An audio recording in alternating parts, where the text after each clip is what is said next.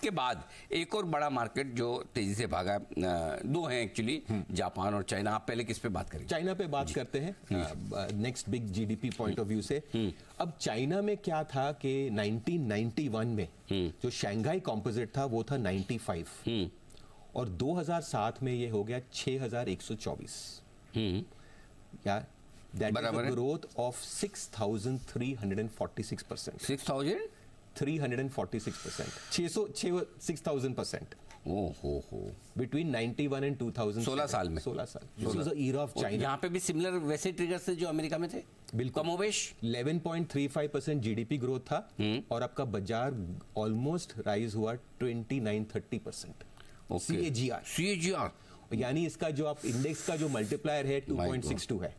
अच्छा, यहाँ मल्टीप्लायर ज्यादा हो गया। क्योंकि इसमें क्या था कि चाइना अनलाइक यूएस एक डेवलप कंट्री नहीं थी, एक कम्युनिस्ट कंट्री थी। कम्युनिस्ट कंट्री थी, लो बेस। बिल्कुल।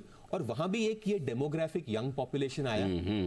दूसरी बात है वहां पे एक पॉलिटिक्स में शिफ्ट हुआ कि ये एक कम्युनिस्ट कंट्री थी, माओ करके थे, और नए एक आए चेयरमैन डेंग जियाओपिंग। ये आए थे 1978 में और ये 1992 तक तो उन्होंने रिफॉर्म्स किए। So China move from a fully communist country to a quasi capitalism. इसमें आपका इसके कारण जीडीपी ग्रोथ हुआ और एक नया स्टॉक एक्सचेंज कल्चर आया। उससे पहले स्टॉक एक्सचेंज थे ही नहीं because it was a communist country, तो जरूरत ही नहीं। सो पैसा फ्लो आया। सो यू विल रियलाइज कि वही चीज डेमोग्राफिक सबसे पहला, young population, you need a अच्छी leadership, it results in GDP growth and flows have to come to the market। और काफी चाइनीज घरेलू पैसा भी आया, बहुत लोकल मनी ऑल्सो। तो ये भी काफी कुछ मिलते जुलते दिख रही है। अब